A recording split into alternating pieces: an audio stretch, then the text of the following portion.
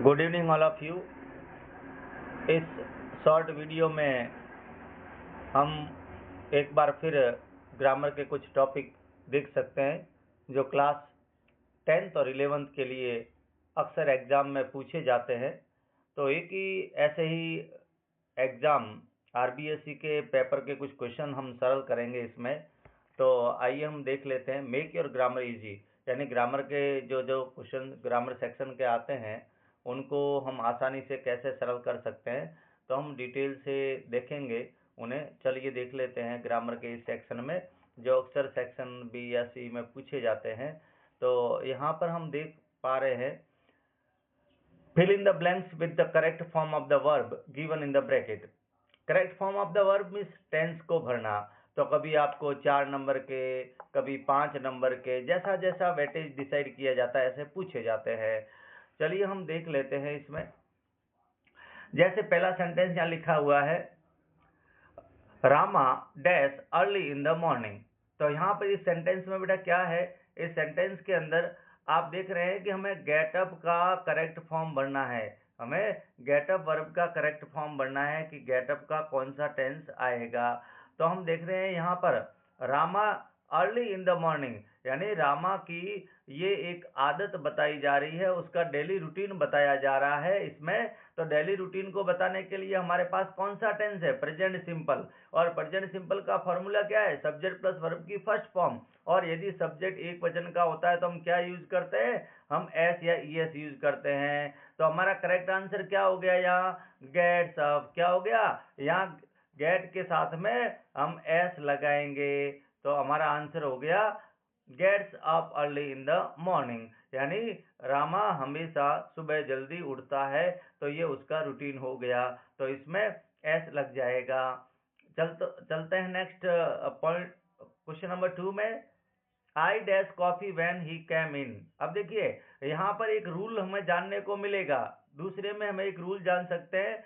यहाँ पर देखिए व्हेन के बाद क्या दिया गया, ही कैम इन। कैम कौन सा फॉर्म है वर्ब का, V2 है, यानी पास्ट का सिंपल है।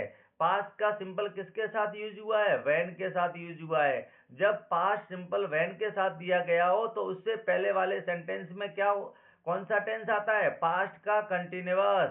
ये इंटर बॉन्डिंग का एग्जाम्पल है, ये टेंसेज के इंटर बॉन्डिंग का एग्जाम्पल है कि बाद में सिंपल का पास्ट है तो पहले पास्ट कंटिन्यूअस होगा। तो आंसर आपका क्या बनेगा, आई वॉज टेकिंग। क्या लगाओगे, आईएनजी लगाओगे। क्या लगाओगे, आईएनजी लगाओगे। I was taking, I was take का क्या होगा, आई वॉज टेकिंग। चलिए नेक्स्ट चलते हैं, कुछ और सेंटेंस देख लेते हैं। नंबर 3 को देख लेते हैं। डॉक्टर अंबेडकर इन 1956। यहाँ पर क्या है, देखिए यहाँ पर भी एक एडवर्ब, एक हिंट दिया गया है। कौन सा हिंट, 1956 1956 क्या है, पास्ट का टाइम है। क्या है, पास्ट का टाइम है। और पास्ट टाइम के साथ हम कौन सा टेंस यूज करेंगे, सिंपल का पास्ट। तो यहाँ डाई का क्या बन जाएगा, यहाँ पर क्या लग जाएगा, डी लग जाएगा, डाइड। तो doctor Bhimrao Ambedkar died in 1956। तो हमेशा ध्यान रखिए, अगर पुरानी कोई डेट या कोई पुराना टाइम दिया गया हो तो हम सिंपल पास्ट में जाएंगे, वर्ब सेकंड फॉर्म में जाएंगे। चलिए नेक्स्ट 4th को डिस्कस कर लेते हैं। The patient before the doctor came.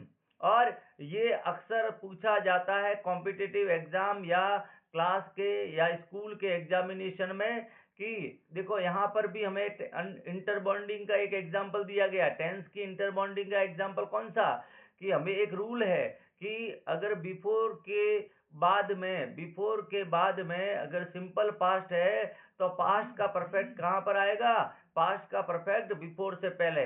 और दूसरा आप ऐसे भी याद रख सकते हैं, बिफोर का मतलब होता है पहले, और पहले का मतलब पास्ट परफेक्ट पहले और सिंपल बाद में। तो याद देखिए, और पास्ट परफेक्ट का सूत्र क्या है, हैड प्लस डाइड। तो पूरा आंसर क्या हो गया? The patient had died before the doctor came. Doctor आया उससे पहले पेशेंट मरीज मर चुका था। या ऐसे बहुत सारे एग्जाम्पल है। मेरे स्कूल पहुंचने से पहले घंटी बज चुकी थी, मेरे स्टेशन पहुंचने से पहले ट्रेन जा चुकी थी। तो ऐसे एग्जाम्पल इंटरबॉन्डिंग के बहुत सारे दिए जाते हैं। इसमें आप लोगों को ध्यान यही रखना है, यदि यहाँ पर बीच में आफ्टर है तो आफ्टर का अर्थ होता है बाद में, तो हेड प्लस थर्ड फॉर्म कब आएगी? बाद में। यानी पास्ट परफेक्ट जो हेड प्लस थर्ड फॉर्म है वो यहाँ बीच में अगर इंटरबॉन्डिंग में आफ्टर है तो सिंपल पास्ट पहले आएगा और पास्ट परफेक्ट बाद में आएगा। इसका ध्यान रखिए। फिफ्थ में चलते हैं अपन। लुक, यहाँ पर भी एक एडवर्ब दिया गया है, यहाँ पर भी हिंट दिया गया है। देखो यहाँ पर हमेशा ध्यान रखो, जिस सेंटेंस में हमें संबोधित किया जाता है, हमारा ध्यान आकर्षित किया जाता है, लुक, सी, लिसन, ये सारे के सारे, ठीक है ना, ये सारे के सारे ये बताते हैं कि करंट इवेंट को बता रहे हैं। कहने के समय कोई काम जारी है उस समय को बताते हैं। तो यहाँ ये शुरुआत में जब लुक, सी या लिसन ये सब हो, ये बताते हैं कि आगे कौन सा टेंस आ रहा है। प्रेजेंट का कंटिन्यूअस, प्रेजेंट का कंटिन्यूअस का मतलब इजारम के साथ वर्ब की आईएनजी फॉर्म। तो इसका क्या बन जाएगा? द चाइल्ड एक वचन है तो ही जाएगा। हमेशा ध्यान रखना, कंफ्यूजन नहीं होने आए। यहाँ पर चिल्ड्रन होता तो हम आर लिखते, लेकिन चाइल्ड दिया गया है। The child is playing there, it means look, देखो बच्चा वहां खेल रहा है। तो ये कहने के समय कोई कार्य है वो जारी है, इसलिए ऐसा दिया गया है। तो इस प्रकार के हमें अक्सर सेंटेंस पूछे जाते हैं और जिनको हम आसानी से कर सकते हैं। चलिए एक और क्वेश्चन ग्रामर का कर लेते हैं। दूसरा प्रश्न है एक और, जिसको हम सरल कर लेते हैं। Fill in the blanks by using the correct determiners. Determiners means article वाले।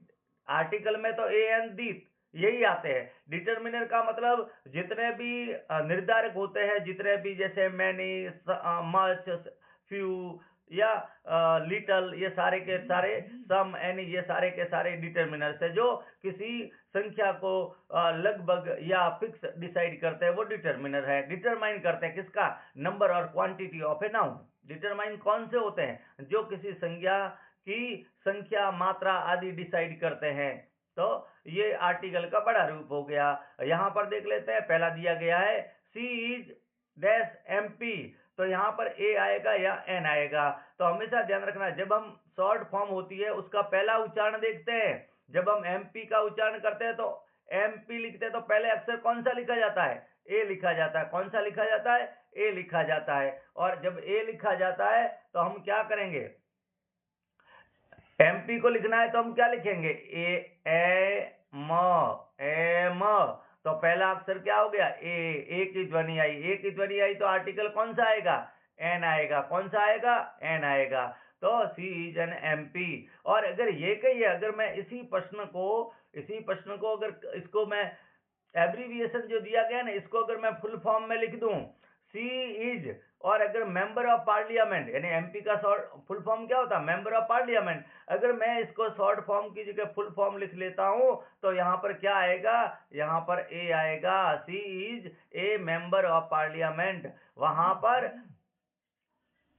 वहां पर आप एक ही साउंड को कंसीडर नहीं करेंगे, वहां मैं का शब्द आएगा, यानी म है उसकी ध्वनि प्रबल हो जाती है। इसलिए जो फुल लेटर्स है उनके साथ में हम ये शॉर्ट फॉर्म जैसा व्यवहार नहीं करते हैं। नेक्स्ट देख लेते हैं।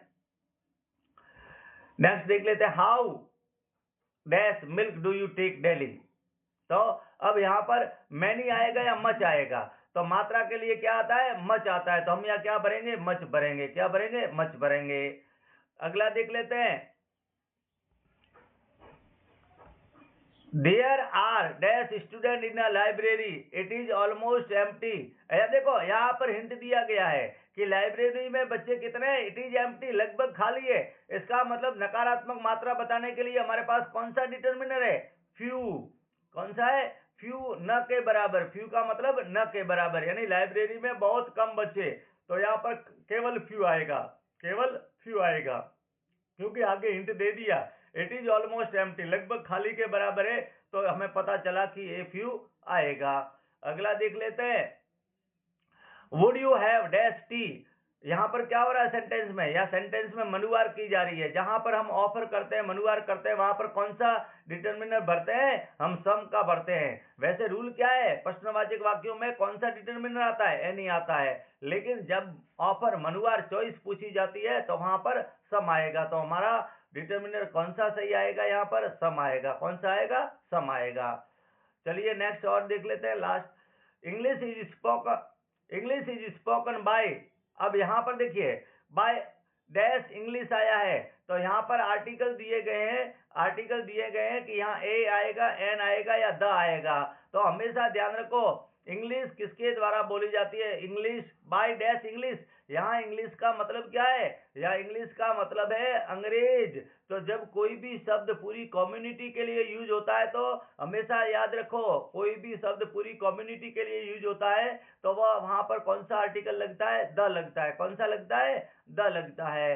तो आप इसका रिवीजन कीजिए और मुझे आशा है कि आपको समझ में आ गया होगा। ये ब्रीफ मैं दे रहा हूं एग्जामिनेशन की दृष्टि से, ताकि आप रिवाइज कर सकते हैं। नेक्स्ट वीडियो में हम मॉडल को शॉर्ट रूप में देखेंगे। Thank you.